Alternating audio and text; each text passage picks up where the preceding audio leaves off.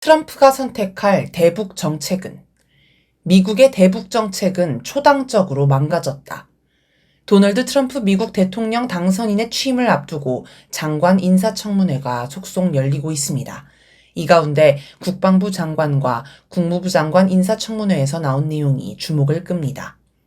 피트 헤그세스 국방부 장관 지명자는 14일 열린 인사청문회에서 북한의 핵보유국 지위가 한반도와 인도, 태평양 지역 및 전 세계의 안정에 위협이라고 주장했습니다. 미국의 고위관료와 고위관료 지명자를 통틀어 북한을 핵보유국이라고 명시한 건 처음입니다. 북한을 핵보유국으로 인정하면 핵폐기를 요구하기 어려워지고 군축이나 확산 방지 등 핵무기 관리에 대응에 초점을 맞추게 됩니다. 마코 루비오 국무부 장관 지명자는 15일 열린 인사청문회에서 대북 정책이 망가졌다고 생각한다. 초당적으로 망가진 것 같다. 라고 말했습니다. 민주당 정부는 물론 공화당 정부의 대북 정책도 실패했다고 인정한 것입니다. 그는 내가 대북 제재를 반대한 적은 없지만 이 문제, 북한의 핵미사일 개발을 현실적으로 바라보고 평가해야 한다라고 하여 효과가 없는 대북 제재를 재검토해야 한다고 주장했습니다. 그런데 루비오 지명자의 증언을 들어보면 구체적인 평가를 하거나 대책을 내놓은 것은 없습니다. 그저 포괄적이고 추상적으로 북한 문제 큰일이다 식입니다. 그는 우발적인 전쟁의 위험을 낮추기 위해 우리가 할 수 있는 일이 무엇인지 확인해야 한다라며 이제 장관이 되면 차차 연구해 보겠다고 했습니다. 이런 점에서는 헤그세스 지명자도 다르지 않습니다. 그는 북한의 미사일 위협에 맞서 미사일 방어 체계에 더 많은 투자를 하자는 캐캐묵은 주장을 반복했습니다. 지난 수십 년 동안 미국과 미국의 적대국 혹은 경쟁국 사이에는 미사일과 미사일 방어 체계의 경쟁이 있었습니다. 마치 창과 방패의 경쟁과 비슷합니다. 그런데 항상 창이 방패보다 발전 속도가 빨랐습니다. 방패를 뚫는 창이 먼저 개발되고 한참 후에야 그걸 막는 방패가 개발되지만 그때는 이미 차세대 창이 개발된 뒤입니다. 미사일 방어 체계를 개발하면 문제가 해결된다는 주장은 사기극에 가깝습니다. 종합해보면 트럼프 2기 정부는 아직 대북 정책 해법을 찾지 못했다고 하겠습니다. 그러면 트럼프 2기 정부는 과연 어떤 대북 정책을 펼 수 있을까요? 크게 세 가지 가능성이 있습니다. 전략적 인내. 첫째는 전략적 인내입니다. 전략적 인내는 오바마 정부가 추진한 대북 정책으로 유명하며 북한이 뭘 하든 대응하지 않고 대북 제재만 유지하는 전략입니다. 하지만 사실 공개적으로만 대응을 안 했을 뿐 비공개적으로는 북한을 붕괴시키기 위한 다양한 공작을 펼쳤습니다. 미국의 다른 정부들도 이런저런 대북 정책을 펴다가 도저히 안 되겠다 싶으면 일시적으로 전략적 인내 정책을 펴기도 했습니다. 바이든 정부의 대북 정책도 사실상 전략적 인내 2.0이라는 평가를 받습니다. 그러나 전략적 인내 정책은 북한이 핵미사일 등 첨단 전략무기를 개발할 수 있는 시간만 벌어주었습니다. 2016년 1월 6일 북한이 4차 핵시험을 하자 공화당은 물론 민주당에서조차 2009년 도입한 전략적 인내 정책으로 오히려 북한의 핵과 미사일 능력을 개발하는 시간만 벌어주는 결과를 초래했다라는 비난이 쇄도했습니다. 권혁철 한겨레 논설위원은 2021년 5월 9일자 칼럼에서 실제로는 전략도 인내도 없었다. 북한이 먼저 머리 굽히고 들어올 때까지 기다리며 미국은 아무 일도 하지 않았다. 결국 북한의 핵과 미사일 능력을 강화하는 시간만 벌어줬다. 기다리면 좋아질 것이라며 팔짱을 끼고 지켜보는 태도는 전략적 인내가 아니라 그냥 무능이다 라고 혹평했습니다. 트럼프 본인도 2017년 6월 30일 X에 북한 정권에 대한 전략적 인내의 시대는 실패했다. 인내는 끝났다. 라고 쓴 적이 있습니다. 그럼에도 다른 대안을 찾지 못해 전략적 인내를 한다면 어떻게 될까요? 일단 오바마 정부 때와 비슷하게 북한의 전략무기 기술을 비롯한 전반적 군사력 상승이 예상됩니다. 지금 미국은 북한의 극초음속 미사일, 다탄두 각계 목표 설정 대륙간 탄도미사일을 막기 위한 미사일 방어 체계를 개발하겠다고 하고 있습니다.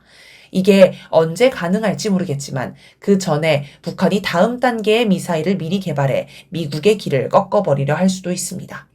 김정은 국무위원장은 지난 6일 신형 극초음속 중장거리 탄도미사일 발사를 영상으로 참관한 뒤 이번 전략무기 시험을 통하여 우리는 전망적인 위협들에도 충분히 대처할 수 있는 무진장한 자체 국방기술력의 잠재성과 발전 속도를 과시하였으며 자기의 합법적 이익을 수호하기 위해 우리가 무엇을 하고 있고 또 임의의 수단도 사용할 만반의 준비가 되어 있음을 적수들에게 똑똑히 보여주었다라고 하였습니다. 미국의 전망적인 위협에 대비해 위력한 신형 무기 체계들을 부단히 갱신하고 있다는 것입니다. 군사력만 발전할까요? 지금 북미 대결의 중요한 축은 군사 대결과 더불어 경제 대결입니다. 미국은 대북 제재를 통해 북한을 고사하려고 하며 북한은 제재를 이겨내고 경제 발전을 이루겠다고 합니다.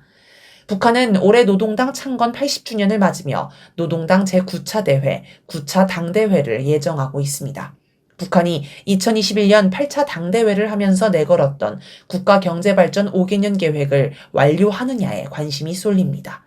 이게 지난 5년의 북한 경제평가이기도 하지만 사실 더 중요한 건 2035년까지의 15개년 계획의 첫 5개년 계획이라는 점입니다. 김정은 국무위원장은 2021년 4월 29일 청년동맹 제10차 대회에 보낸 서한에서 우리 당은 앞으로의 5년을 우리식 사회주의 건설에서 획기적 발전을 가져오는 효과적인 5년, 세월을 앞당겨 강산을 또 한 번 크게 변모시키는 대변혁의 5년으로 되게 하려고 작전하고 있습니다. 그리고 다음 단계의 거창한 투쟁을 연속적으로 전개하여 앞으로 15년 안팎에 전체 인민이 행복을 누리는 융성 번영하는 사회주의 강국을 일떠세우고자 합니다. 라고 하였습니다. 따라서 북한이 첫 5개년 계획을 성과적으로 완수하면 다음 5년과 그 다음 5년까지도 계획을 완수할 토대가 닦였다고 할 수 있습니다. 북한이 5년 주기로 당대회를 하기로 결정한 것도 이 때문입니다. 북한이 최종 목표로 내건 전체 인민이 행복을 누리는 융성 번영하는 사회주의 강국을 만약 달성한다면 전 세계에 큰 파장을 일으킬 것으로 보입니다. 지금 경제가 발전했다는 선진국은 많지만 다들 경제 위기를 우려할 정도로 형편이 좋지 않은 데다 빈부격차, 지역격차, 산업격차가 너무 심각해 큰 사회적 문제가 되고 있습니다. 미국만 해도 상위 1%가 부의 35%를 독차지하고 있으며 하위 50%는 고작 15%에 불과합니다. 그래서 미국 도시마다 노숙자가 넘쳐납니다. 그런데 북한은 전체 국민이 골고루 번영을 누리는 사회를 만들겠다고 합니다. 그래서 5개년 계획에 추가해서 2021년 새시대 사회주의 농촌 건설 강령을 발표해 도시와 농촌의 격차를 없앨 구상을 밝혔고 2024년에는 지방발전 20/10 정책을 채택해 10년 안에 지방공업화를 이루려 합니다. 그런데 2021년에서 2025년 첫 5개년 계획 완수가 생각만큼 수월한 일은 아닐 것입니다. 왜냐하면 8차 당대회를 하면서 2016년, 2020년 국가경제발전 5개년 전략을 평가했는데 거의 모든 부분에서 미달하는 바람에 이를 보완할 정비 보강 계획까지 추가로 수행해야 하기 때문입니다. 한마디로 5개년 계획을 2번 할 과제를 5년 만에 끝내야 하는 상황입니다. 하지만 지난해 말 노동당 중앙위 제8기 제11차 전원회의 확대회의에서 김정은 국무위원장이 발표한 2024년 결산 보고를 보면 북한이 설정한 인민경제발전 12개 중요 고지를 모두 100% 이상 초과 달성했음을 알 수 있습니다. 이런 추세라면 올해 하반기에 할 것으로 예상되는 9차 당대회에서 5개년 계획을 완수했다고 평가할 가능성이 높습니다. 만약 북한이 경제 제재 속에서도 경제 발전을 이루면 미국이 수많은 나라에 써먹었던 경제 제재에 큰 타격이 될 것입니다. 이미 대러 제재의 효과가 없다는 게 드러난 마당에 북한이 경제 제재 속에서도 번영하는 모습을 보이면 전 세계에 미치는 영향이 상당할 수 있을 것으로 보입니다. 전쟁과 대결. 트럼프 2기 정부가 전쟁과 대결을 선택할 수도 있습니다. 2024년 11월 23일자 헤럴드 경제 기사 전략적 인내는 없다. 북한과 화끈한 대화 5월 혹독한 압박에서 고유한 동국대 명예교수는 트럼프 정부가 과거 완전한 파괴나 화염과 분노를 경고한 것처럼 예측 불가의 강력한 수단을 동원한 대북 압박에 나설 수도 있다라고 전망했습니다. 통일부 차관 출신 김영석 대진대 교수도 중동 전쟁 등 대외 정책의 우선순위와 북한의 태도를 따져본 뒤 힘으로 기선을 잡고 대화에 나설 가능성이 있다라고 하여 대화하더라도 그 전에 힘의 대결이 있을 수 있다고 전망했습니다. 북한은 이미 트럼프 2기 정부를 향해 자신의 정책을 공개했습니다. 지난해 연말 노동당 전원회의에서 김정은 국무위원장은 최강경 대미 대응 전략을 선언했습니다. 미국이 군사적 대결을 걸어온다고 해서 물러서지 않고 가장 강경하게 대응하겠다는 것입니다. 트럼프는 이미 2017년 취임하자마자 화염과 분노를 운운하며 힘의 대결을 한 적이 있습니다. 당시에는 2017년 4월 27일 폭격을 시작한다는 이야기가 퍼질 정도로 전쟁 위기가 급격히 치솟았습니다. 11월에는 항공모함 3척을 한반도 주변 해역에 투입했고 2018년 1월에는 한국에 있는 미군 가족을 후방으로 대피시키는 비전투원 후송작전을 지시하기도 했습니다. 당시 백악관 비서실장을 했던 존 켈리는 트럼프가 비공개 석상에서 북한에 선제 핵공격을 하고 누군가에게 책임을 전가하자는 말을 서슴없이 했다고 증언했습니다. 또 외과 수술식 타격을 뜻하는 코피 전략을 진지하게 논의했다는 증언도 있습니다. 그런데 군 당국자들과 안보 참모들이 나서서 트럼프를 말렸습니다. 너무 위험하다는 것이었습니다. 제임스 매티스 당시 국방부 장관은 핵전쟁에 대한 공포로 워싱턴 국립대성당을 여러 번 찾아 기도를 올렸으며 북한이 불시에 미사일을 발사할까봐 군복을 입고 잤다고 합니다. 특히 북한이 국가 핵무력 완성을 선언하며 미국 본토를 핵공격할 수 있다는 점을 실물로 보여주자 트럼프도 더 이상 힘의 대결을 할 수 없다고 물러서면서 북미 정상회담에 나섰습니다. 미국의 군사력은 당시나 지금이나 별 차이가 없습니다. 신무기 개발은 정체되었고 신병 모집은 언제나 힘듭니다. 게다가 우크라이나와 이스라엘을 지원하느라 재래식 무기가 바닥나 당시보다 더 열악해졌다고 할 수 있습니다. 반면 북한은 그 사이에 각종 신무기를 공개하면서 군사력이 비약적으로 성장했습니다. 미국도 아직 개발하지 못한 극초음속 미사일을 벌써 여러 종류 개발했으며 다탄두 대륙간 탄도미사일, 핵공격 잠수함, 정찰위성 등 북한의 전략무기 개발은 쉬지 않고 이뤄지고 있습니다. 그러니 트럼프 2기 정부가 북한과 힘의 대결을 시도한다고 해도 결과는 2017년과 다르지 않을 것입니다. 오히려 전 세계 면전에서 더 큰 망신을 당할 수도 있습니다. 대화와 수교. 많은 이들이 2018년의 북미 정상회담을 떠올리며 트럼프 2기 정부가 북한과 정상급 대화를 추진할 것으로 예상합니다. 트럼프 본인도 김정은 국무위원장과 대화하겠다고 여러 차례 강조했습니다. 하지만 대화는 어느 한쪽이 원한다고 되는 게 아닙니다. 손뼉도 마주쳐야 소리가 나듯이 북한이 호응해야 대화가 가능합니다. 김정은 국무위원장은 지난해 11월 21일 무장장비 전시회 국방발전 2024 개막식 기념연설에서 우리는 이미 미국과 함께 협상주로에 갈 수 있는 곳까지 다 가보았으며 결과에 확신한 것은 초대국의 공존 의지가 아니라 철저한 힘의 입장과 언제 가도 변할 수 없는 침략적이며 적대적인 대조선 대북 정책이었습니다. 현재까지도 미국의 정객들이 버릇처럼 입에 올리는 미국은 절대로 적대적이지 않다는 그 교설이 세상 사람들에게 이상한 괴설로 들린 지는 이미 오래입니다. 라고 했습니다. 2018년 북미 정상회담을 했지만 미국이 북한과 공존할 생각이 없고 적대 정책을 포기하지 않을 것임을 확인했다는 것입니다. 따라서 트럼프 2기 정부가 대화하자고 손을 내밀어도 북한이 이를 잡을 것으로 보이지 않습니다.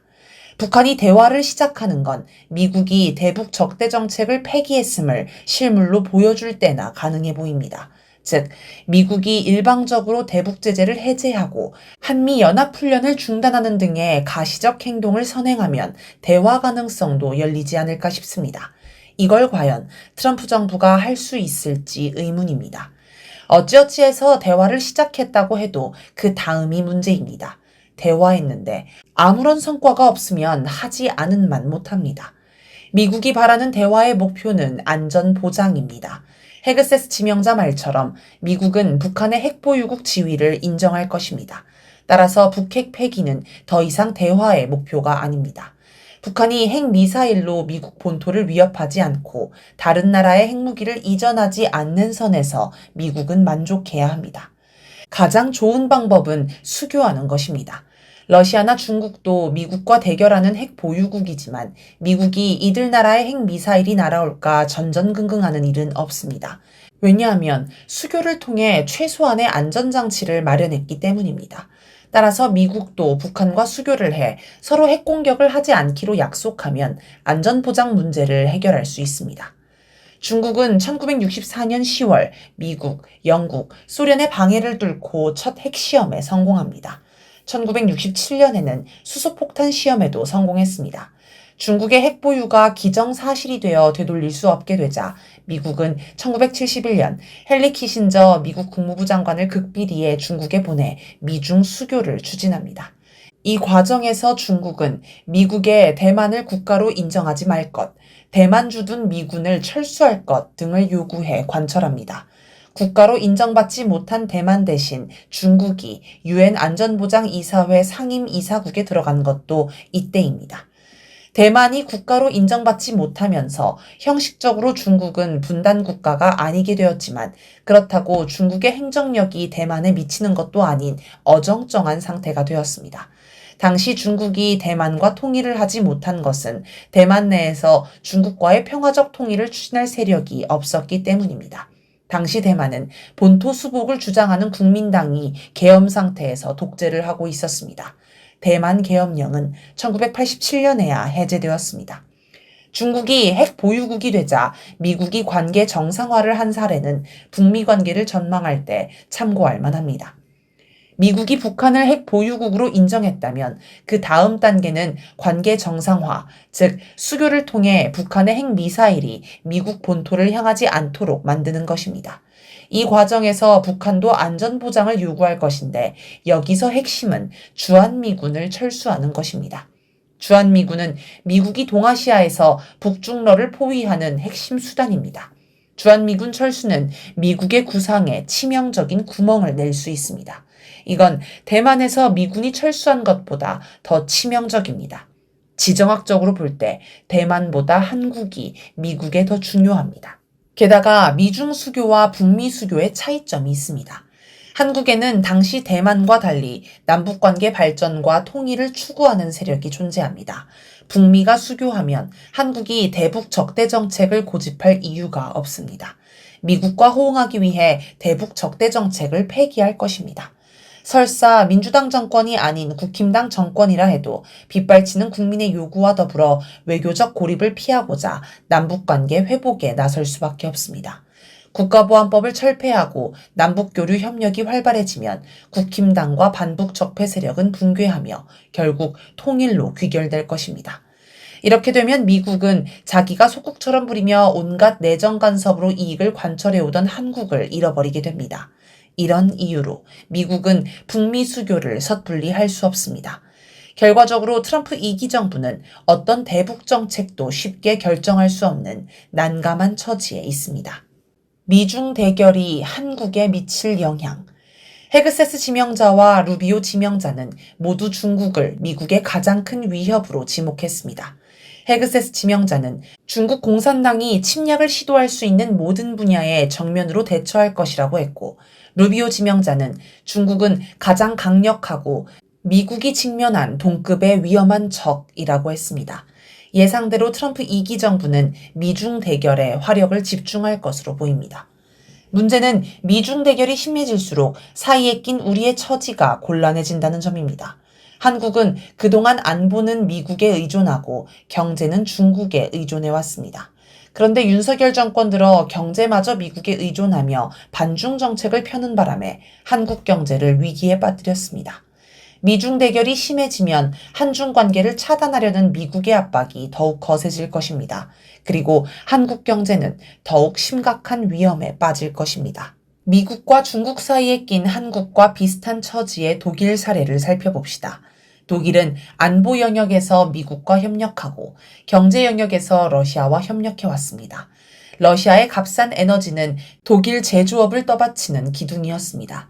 독일의 앙겔라 메르켈 전 총리는 미국과 러시아 사이에서 국익 중심의 줄타기 외교를 잘했습니다.